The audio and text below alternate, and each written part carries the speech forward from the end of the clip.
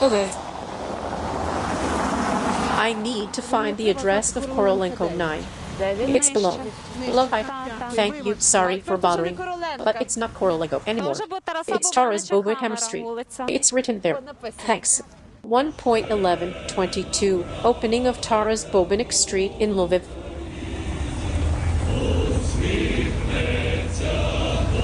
It used to be a Russian cultural center here. Nataliia Bobanych, Taras Bobanich's wife. It was Taras who initiated this, and many other guys, that there should be the warrior's house here, and only the warrior's house. That is not Russian cultural centers and the like, who initiated it with this particular Korolenko Street. It's so symbolic, because everyone in Lviv knows it, that the Moscow Church is located on this street. Moscow Church, that's why we chose it. So the initiator was me and Taras combat brothers who live in Lviv. And we were only aiming on this street and nothing else.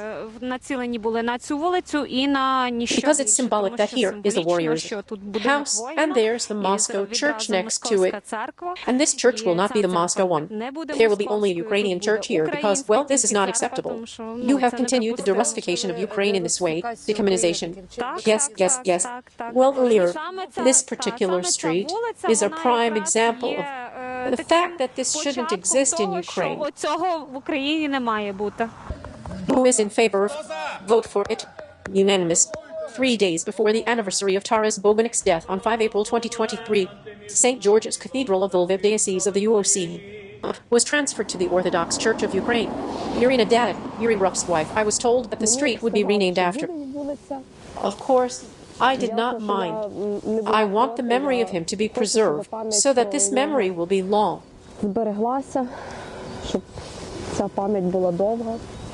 This way we can immortalize and honor his memory.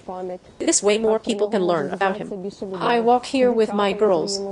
Is there a favorite place on this street? Favorite place? A little higher up there's a cafe.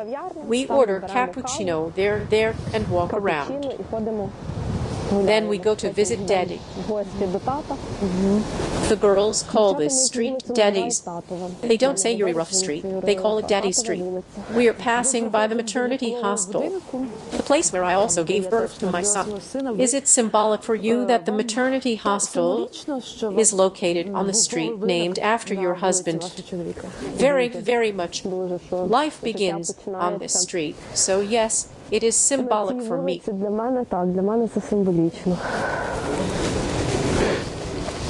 There will be children born in the hospital named after Yurii Ruf. Street. Yeah, on the street named after Yurii Ruf.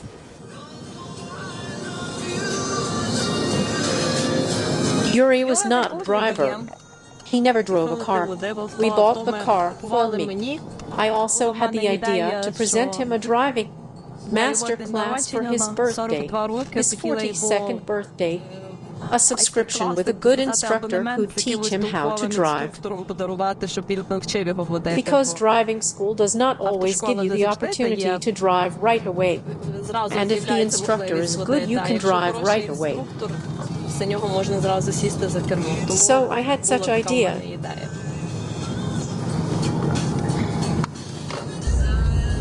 And when you decided to return from abroad, what was the last thing that made you realize that it had become safer in Lviv? The first thing I wanted was for the children to be safe. And then after Yurii passed away, it became difficult for me to be away. Here, as they say, walls cure, and somehow I felt sad at home, but also more cozy.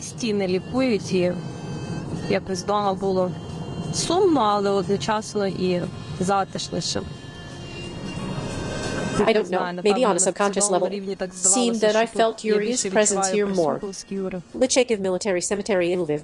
Iryna Dadak, wife of the deceased, volunteer, poet and public figure Yurii Ruf. Every day she comes to visit her husband at the Lychakiv Military Cemetery in Lviv. Yurii was a coffee drinker. He loved to drink coffee. He drank it several times a day. And I know that Yurii often had visitors. I often meet Yuri's friends. They bring coffee, candy, books, all sorts of things.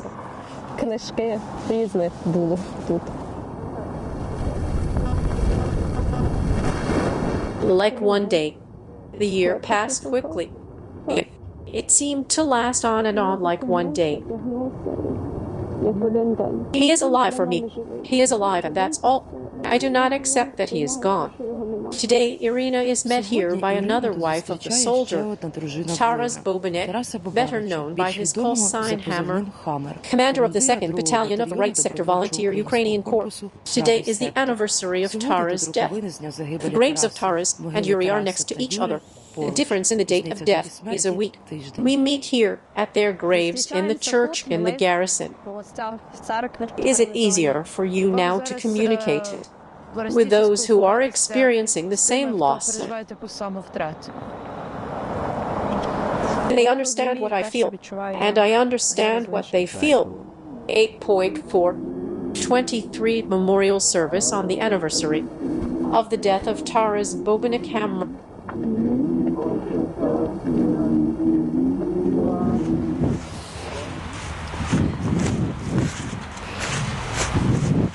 Was Taras's grave actually one of the first on this field? Yes, it started from here, and there were 2 or 1 more behind, I don't remember. And there was another or 2 more graves in the 3rd row. I knew that there was no place for burial in Lychakiv Cemetery. So there was already Ruf's grave.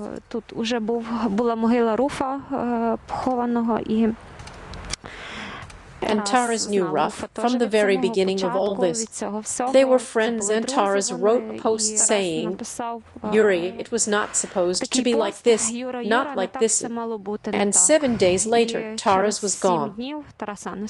I come here to talk to my husband. Well, besides the fact that I talk to him every day at home, because I feel him more at home than here, but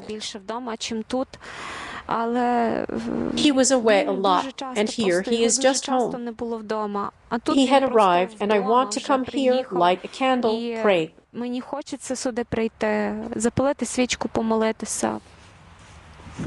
I associate this place with such peace. There are birds flying here. Spring is very beautiful, so calm, like Taras would love to, if he would have chosen this place where he should be buried.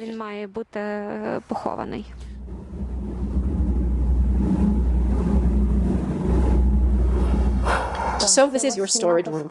It is. I remember when we moved here, since I work from home, this was supposed to be my office.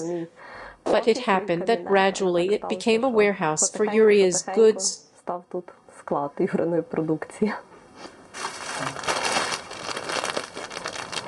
There are T-shirts, there are flags, and carnivalettes, spirit which spurs flesh to endeavor. To what extent does this slogan match Yuriy's style? 100%. Did you admire his spirit, which constantly spurs flesh to endeavor? Or did it make life difficult for you, as a wife who probably wanted her husband to be around all the time? What can I say? Yuriy was very little at home. He devoted himself. He could be away all day, and I could know from his Facebook photos where he went and how he was doing. Often it happened that he did not tell where he was going, where he had some lectures, where he had to read, so I knew where he was and what he was saying from the social media. And now such flags are taken where? To different places, including the front line. Why was it important for you to continue your husband's business of selling patriotic goods? Every Yuriy's idea, I believe, is like his child, and therefore it has the right to live. And it does not let. I always think that it's like I can accept the fact that this is all, it's over. I always think that the moment will come when he will thank me for doing this. And this is Yuriy's desk, and now someone is working here. Yes, this is his desk, and I'm working here now. Nothing has changed here, except for the last photo of us. Which one? The one where we are saying goodbye outside our house. February 24, 9:30 in the morning. Yuriy was very fond of taking selfies. He was taking photos everywhere. And he said, let's take a selfie. Well, I did not know then that he went into the house right after that, did not even get ready, and went to the military commissary. And he never came home again. Did you see him off, or were you going somewhere else at the same time? Actually, he saw us off. Did you go to your relatives abroad? We were supposed to go to the village, but we took a bypass road. There was a traffic jam in that direction, and the road towards the border was free. So we decided to go towards the border. To begin with, life is just frozen. It does not change. It stands at the same point, April 8, when my Taras died. And it just does not go on. It stopped, halted. And it feels like it happened yesterday. There are duties that I have to fulfill to my husband now. I want his name to be recorded in history. I have set the first task, the title of hero of Ukraine, which was awarded to my husband on August 24. 24.821 March of the Defenders of Ukraine. Give glory to the nation. Death to the enemies. Ukraine. Above all. Ukraine. Above all. Why hammer? From the word hammer. He was strong, and he associated himself with a hammer. That is, it is indestructible and capable of forging something by itself. He was given this call sign a long time ago, before 2014. When we met him, he already had this call sign. We were introduced by his brother and my friend, who were dating at the time. We are the same age, both born in 1989. Taras studied law, and I am a philologist. He gave me his phone and told me to text him the access code. What's the access code? My phone number. We came here when we had time for it. We went here to feed squirrels and ducks. All the dogs and cats in the neighborhood loved my Taras. Our rat Kuzia was also his favorite. She was a gift from our friends, and after Taras went to war, I took 2 more rats. However, he saw them only through video and photographs. But he asked me not to let our Kuzia meet them so that they would not hurt her.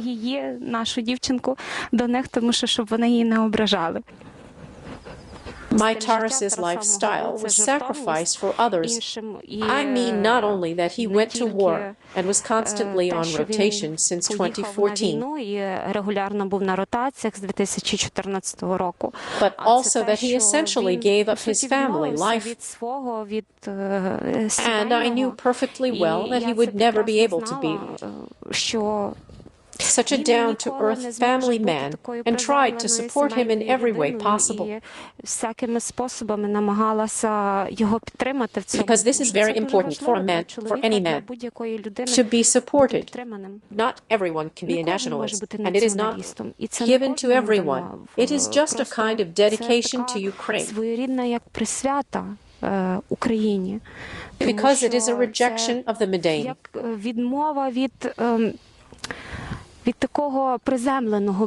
Nationalism is more than an idea. In fact, nationalism is a lifestyle, nationalism is a soul. This is what we republished, Time of Revolution. Echoes of Lead Thunderstorms was not published by us. The Voice of Blood is the first collection. It's a collection of 6 authors. How many collections of Yurii Ruf are there in total? 9. Do you have a favorite poem? Yes.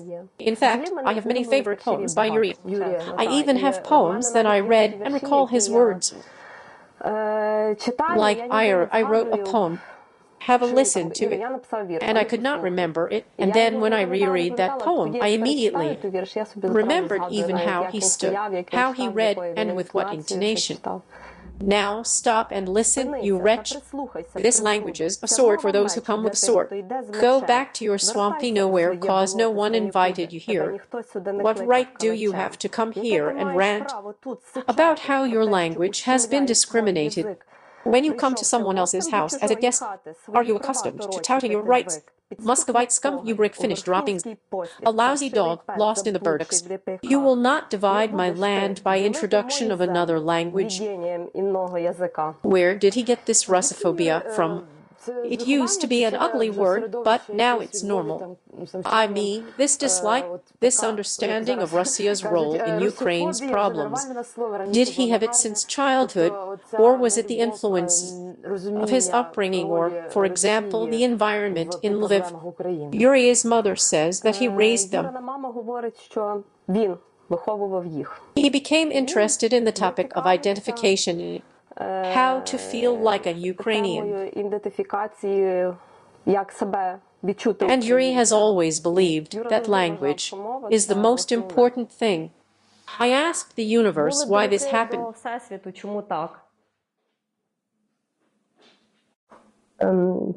I asked myself what I could have done and did not do, and whether something depended on me. Have you ever lost faith in God, or is this a very personal topic for you? No, it's okay. Whether he exists is still an open question. Probably he exists. But why? For what? Perhaps someday there will be answers to these questions. Have you found them for yourself yet? No, I haven't. I hoped to the last, even on the day we buried him, that this was not happening to us. Навіть в той день, коли ми ховали Юру, мені здавалося, що це не з нами. It still seems like it's not happening to us, and maybe someday it would end. Personally, it hurts me that everyone is afraid of me. They're afraid to talk to me, afraid to communicate with me. That's my feeling. I don't know if it's true. So as not to make yourself. Yes, our society was probably not ready for this. We have never had such heavy losses. And I think it's hard for people too. They don't know what to talk to you about. I don't know what to talk about either. I clearly understand that I am supported by people who have lost someone just like me. They understand me there. It's now easier for you to communicate and keep in touch with those who are also experiencing the loss and understand all the feelings you are experiencing. There are many people who support us. Yuriy left behind a lot of people who are now my support and backbone.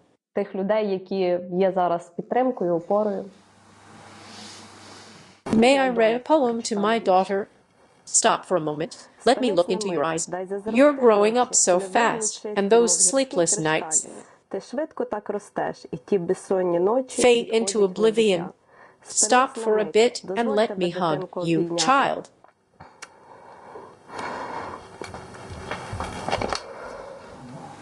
This poem is for our daughter. He was actually writing it on vacation.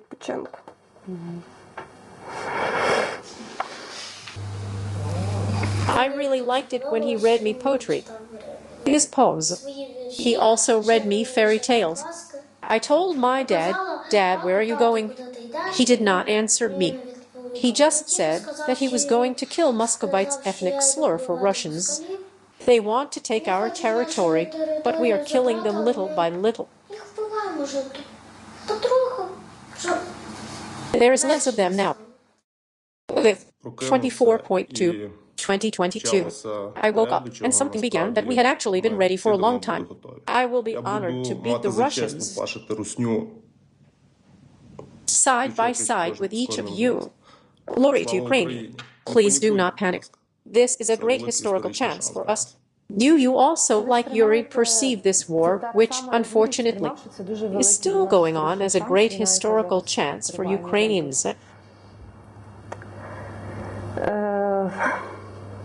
This is a truly historic opportunity for us, and we are paying a very high price. I believe that Ukraine will win. I believe that the sacrifices we have made will not be in vain. I'm counting on that. Support the work of the team. Become a channel sponsor. He firmly believed, and I firmly believe, that Ukraine will be and it will be independent, self-sufficient, and there will definitely be no Muscovites in Ukraine. To remain Ukrainian, to remain free people, and we are free people, we have to fight. We have to fight to the last. And what would you say to relatives who have already lost loved ones, but cannot accept it and do not understand why? You must live. You have to educate generations, even if you don't have children, because we and only we are supposed to live on this land. Think about what your lost loved ones would say to you. Would they have allowed you to surrender? You must live. To continue history and educate generations, no one will ever come to terms with the fact that there is no this person. This person will always be in your heart. There will always be a wound. No one will ever accept that. But you will learn to live with that pain. In my opinion, this is not the end of earthly life, and they are looking down on us from heaven. They are. That I lived and loved and did not turn to filth, to hatred, humility, remorse.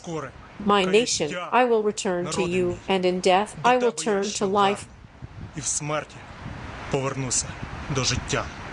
That's us.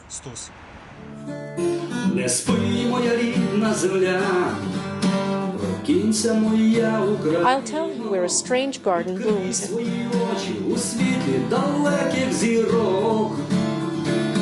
where the silvery night trembles in the dark waters. In a distant land there is a long way to go, till the predatory night circles around and around. Don't sleep, my native land, Mandriv.